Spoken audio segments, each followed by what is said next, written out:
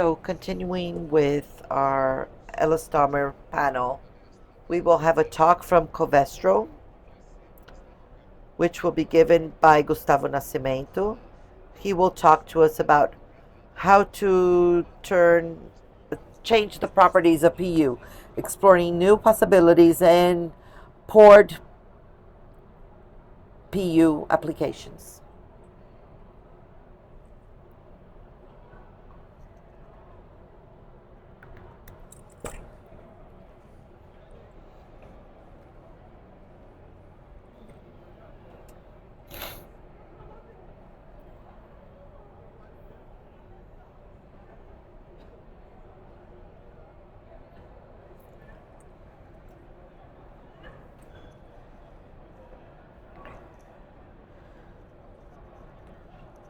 Good afternoon.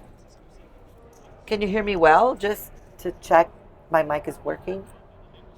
My name is Gustavo. I work in elastomers at Covestro, and I want to show you how to change the PU properties. Can you hear me well?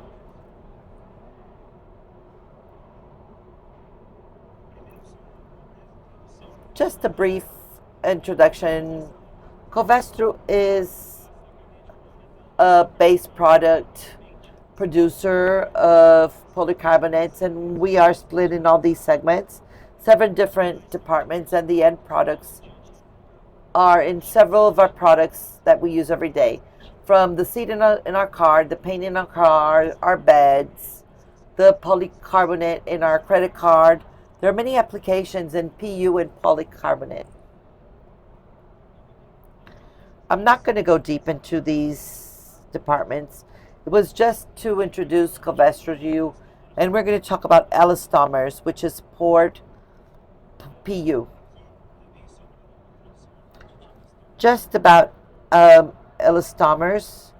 Covestro is activating and developing solutions for more than 70 years. These are the 4 main brands. Desmoldure, the oceanettes for several applications and processing methods. Vucolan are very high performance elastomers based on MDI, very widely known in the market. Bitech are polyols and chain extenders.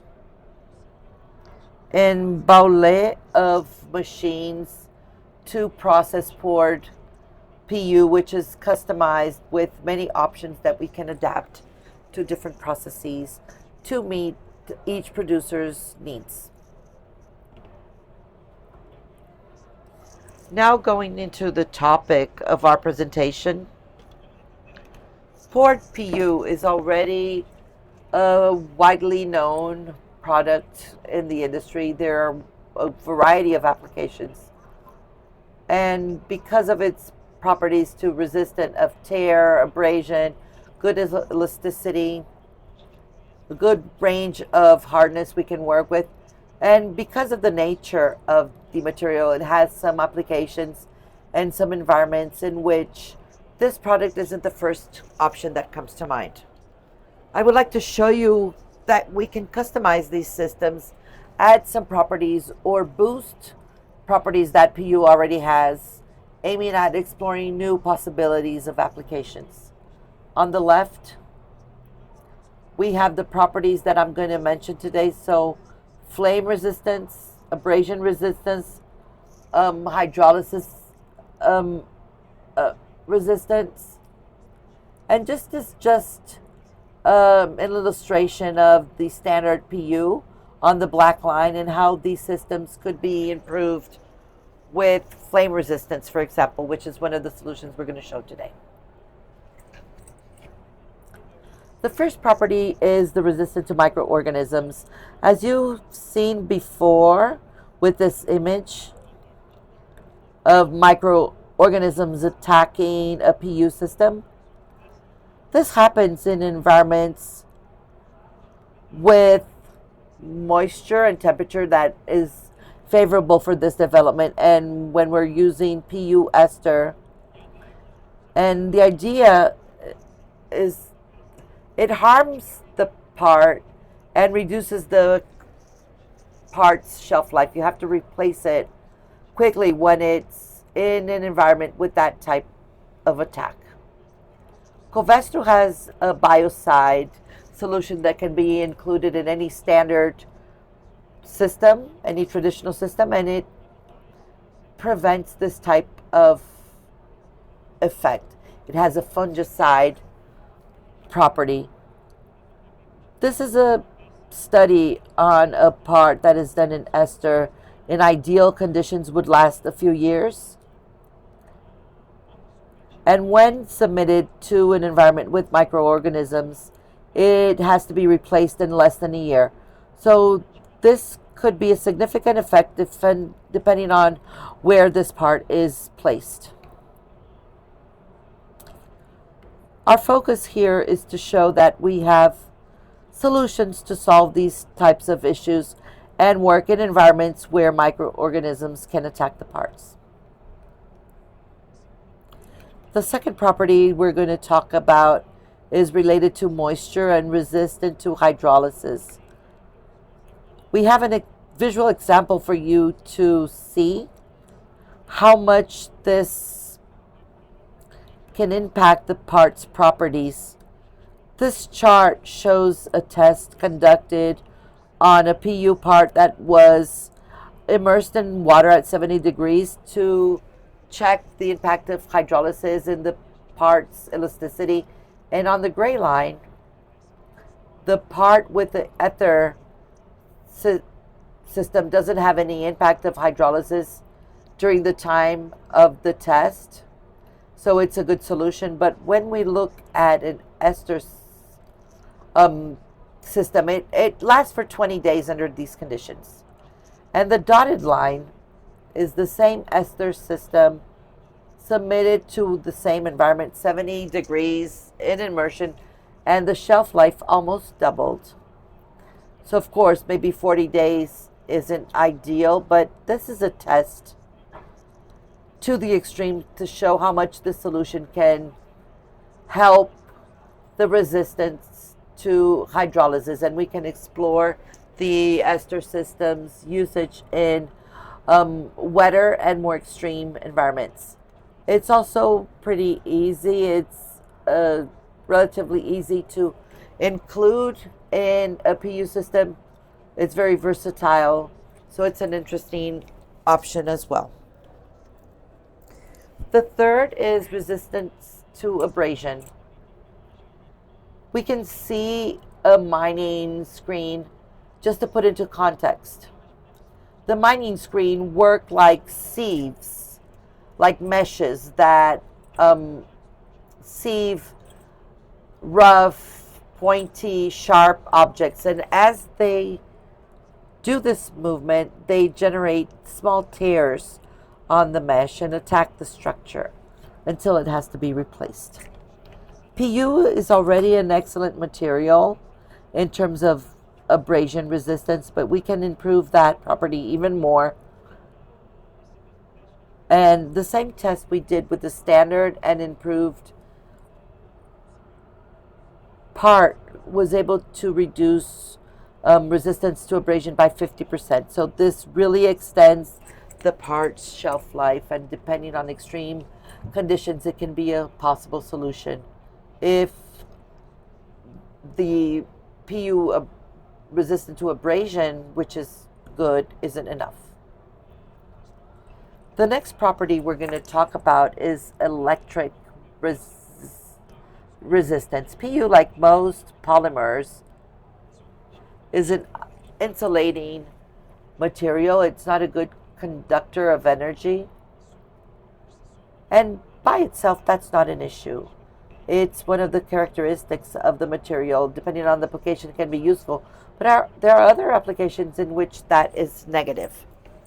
The example we're going to use are these rolls used for printing. These rolls, because of movement and friction that it generates in the process, can accumulate static energy, and this causes the risk of flames. And usually they have solvents, so this could be a high risk depending on how the plant is set up because you have these sparks. To show how our product works, it makes that static load easier to dissipate so it doesn't accumulate on the part.